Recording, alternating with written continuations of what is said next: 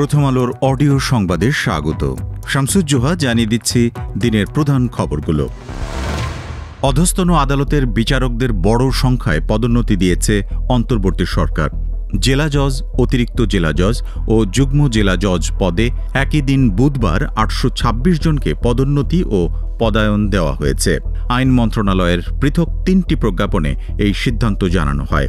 এর মধ্যে অতিরিক্ত জেলা জজ থেকে জেলা জজ পদে ২৫০ জন, যুগ্ম জেলা জজ থেকে অতিরিক্ত জেলা জজ ২৯৪ জন এবং সিনিয়র সহকারী জজ থেকে যুগ্ম জেলা জজ পদে পদোন্নতি পেয়েছেন ২৮২ জন। এদিকে দেশের ৬৪ জেলায় নতুন পুলিশ সুপারদের পদায়নের প্রজ্ঞাপনও জারি করেছে অন্তর্বর্তী সরকার। বুধবার স্বরাষ্ট্র মন্ত্রণালয়ের জারি করা প্রজ্ঞাপন অবিলম্বে কার্যকর হবে বলে উল্লেখ করা হয়েছে।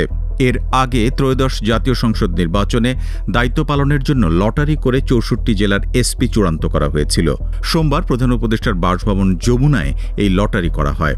নতুন এসপিদের পদায়নের প্রজ্ঞাপন জারি করা হল বুধবার। সংশ্লিষ্ট কর্মকর্তারা বলেন, লটারি করার আগে ২৫ ও ২৭তম বিসিএস পুলিশ ক্যাডারের কর্মকর্তা ও বর্তমানে ৬৪ জেলার কর্মরত এসপিদের নিয়ে তালিকা করা হয়। তাদের মধ্যে ফ্যাসিস্ট আওয়ামী লীগের অনুগত নয়, কর্মজীবনের সততা, সুনাম, দক্ষতা, যোগ্যতা ও নিরপেক্ষতা রয়েছে এমন কর্মকর্তাদের নিয়ে তালিকা করা হয়। পরে তাদের মধ্য থেকে লটারি করে ৬৪ জেলার এসপি চূড়ান্ত করা হয়। পুলিশের উচ্চপদস্থ কর্মকর্তারা বলেছেন, নির্বাচন কেন্দ্রিক পুলিশিং নিয়ে কোনো ধরনের বিতর্ক এড়াতেই লটারির পদ্ধতি নেওয়া হয়েছে। এতে মাঠ পর্যায়ে নিরপেক্ষ কর্মকর্তাদের নিয়োগ নিশ্চিত করা হবে। আগামী জাতীয় সংসদ নির্বাচন সুষ্ঠুভাবে করতে নির্বাচন কমিশন সব ধরনের ব্যবস্থা নেবে বলে জানিয়েছেন প্রধান নির্বাচন কমিশনার এএমএম নাসির উদ্দিন।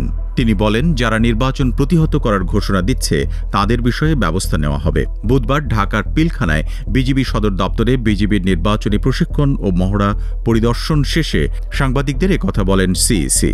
ফেব্রুয়ারিতে অনুষ্ঠেয় ত্রয়োদশ সংসদ নির্বাচনে সারা দেশে বিজিবির ১২১০ প্লাটুন সদস্য নির্বাচনী দায়িত্ব পালন করবে বলে বাহিনীটির পক্ষ থেকে জানানো হয়েছে। ভোটকেন্দ্রে কোনো ধরনের সমস্যা তৈরি হলে তা কিভাবে মোকাবেলা করতে হবে তা নিয়ে চলে নির্বাচনী প্রশিক্ষণ ও মহড়া।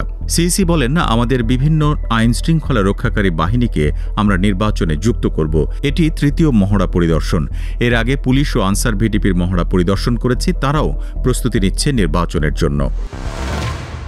নির্বাচনের প্রস্তুতির তথ্য তুলে ধরে নির্বাচন কমিশন সচিবালয়ের জ্যেষ্ঠ সচিব আক্তার আহমেদ বলেন, এখন ভোটার তালিকা প্রস্তুত করা হচ্ছে। সব ঠিকঠাক মতো চললে আগামী ৫ ডিসেম্বরের মধ্যে ভোটার তালিকা সম্পন্ন হয়ে যাবে।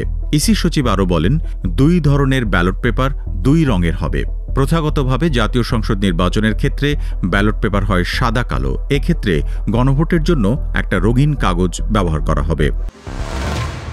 নারীরা পরিবার, সমাজ, প্রশাসন কোথাও নিরাপত্তা পাচ্ছেন না বলে মন্তব্য করেছেন বেসরকারি সংস্থা সেন্টার ফর পলিসি ডায়ালগ সিপিডির সম্মানীয় ফেলো ও নাগরিক প্ল্যাটফর্মের আহ্বায়ক দেবপ্রিয় ভট্টাচার্য। তিনি বলেছেন, নারীরা আগের চেয়ে চলাফেরা, আচরণের ক্ষেত্রে যে ধরনের বাধার সম্মুখীন হচ্ছেন তা কল্পনা করা যায় না। বুধবার সকালে রাজধানীর গুলশানে একটি হোটেলে challenging social norms and power dynamics towards a fair free future শীর্ষক জাতীয় সংলাপে তিনি একথা বলেন। জেন্ডার ভিত্তিক সহিংসতার বিরুদ্ধে ১৬ দিনের কর্মসূচি উপলক্ষে এই সংলাপের আয়োজন করে মানুষের জন্য ফাউন্ডেশন। সংলাপে প্রধান অতিথি ছিলেন মহিলা ও শিশু বিষয়ক উপদেষ্টা শারমিন এস মুর্শিদ। এ সময় প্রাথমিক বিদ্যালয়গুলোয় সঙ্গীতের শিক্ষক নিয়োগ বন্ধ হয়ে যাওয়ার বিষয়টি তুলে ধরেন তিনি। অন্যদিকে জামায়াতে ইসলামের আমির শফিকুর রহমান বলেন, তাদের দল দেশের শাসন ক্ষমতায় গেলে নারীদের জোর করে বোরকা পরানো হবে না। তিনি বলেছেন, জামাত ক্ষমতায় এলে নারীদের বোরকা পরতে বাধ্য করবে এমন ভয় দেখানো হয়। মঙ্গলবার রাতে রাজধানীর মিরপুরে রূপসী প্রো অ্যাক্টিভ ভিলেজ রোডে আয়োজিত নাগরিক সমাবেশে প্রধান অতিথির বক্তব্যে শফিকুর রহমান কথা বলেন। সমাবেশের আয়োজন করে জামাতের ঢাকা মহানগর উত্তর পেশাজীবী পরিষদ। এই ছিল এখনকার মতো প্রথম আলোর অডিও সংবাদ। শুনুন আমাদের ইউটিউব চ্যানেল, ফেসবুক পেজ এবং আমাদের ওয়েবসাইট prothomalo.com-এ।